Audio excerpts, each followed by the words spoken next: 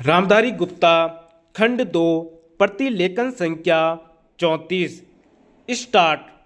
महोदय, अन्य उद्योगों और प्रत्येक राष्ट्रीय गतिविधि की भांति समाचार पत्रों को भी समय समय पर बदलती हुई परिस्थितियों के अनुरूप बनना होता है।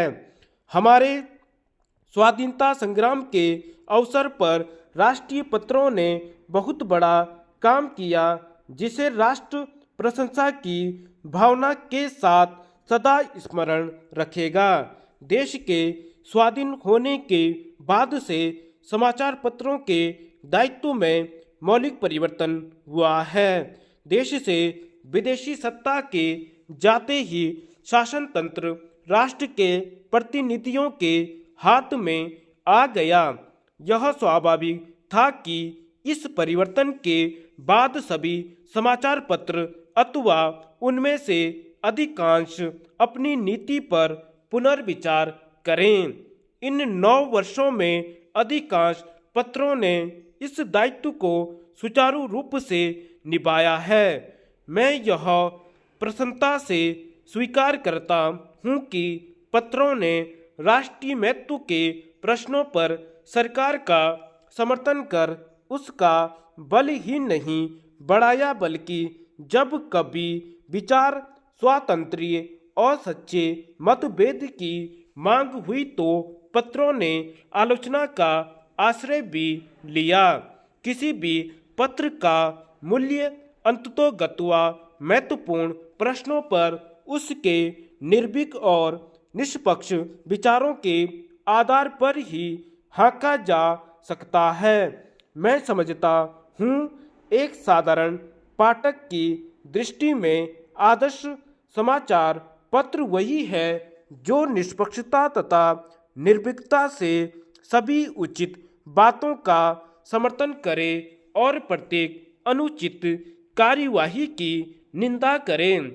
ऐसे देश में जहाँ विचार स्वातंत्र्य की पूर्ण व्यवस्था है, समाचार पत्र ही अपने निष्पक्ष और तथा वस्तुगत मूल्यांकन से जनता का पथ प्रदर्शन कर सकते हैं। यह काम उतना ही आवश्यक है जितना जनसाधारण में संवादों का प्रसार करना।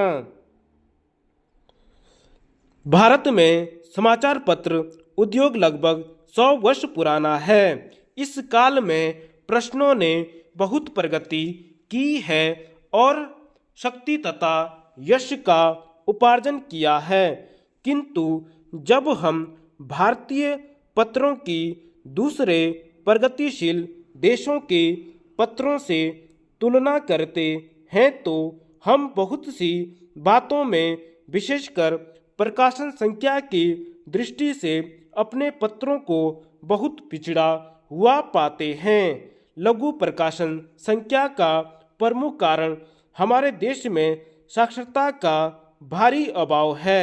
यह हर्ष का विषय है कि कुछ समय से पत्रों की प्रकाशन संख्या बराबर बढ़ती जा रही है और देर सवेर उसकी दूसरे देशों के पत्रों की प्रकाशन संख्या से तुलना की जा सकेगी। यह कहना असंगत न होगा कि समाचार पत्र उद्योग दूसरे उद्योगों से कुछ भिन्न है। वास्तव में इस उद्योग और दूसरे उद्योगों में यदि कोई सामान्य बात है तो यही कि दोनों ही की गणना उद्योगों में होती है। इसके अतिरिक्त समाचार पत्रों और अन्य उद्योगों में बहुत कुछ भेद हैं। किसी भी उद्योग पर राष्ट्रीय संगठन और राष्ट्र के लोगों के विचार, उनके लक्ष्य तथा महत्वाकांक्षाओं को व्यक्त करने का इतना भारी उत्तरदायित्व नहीं जितना समाचार पत्र उद्योग पर है। पत्रों और पत्रिकाओं का प्रकाशन संसार के सभी देशों में आरंभ में एक साधारण प्रचार कार्य के रूप में हुआ। उस समय यह कार्य आर्थिक लाभ से ऊपर था।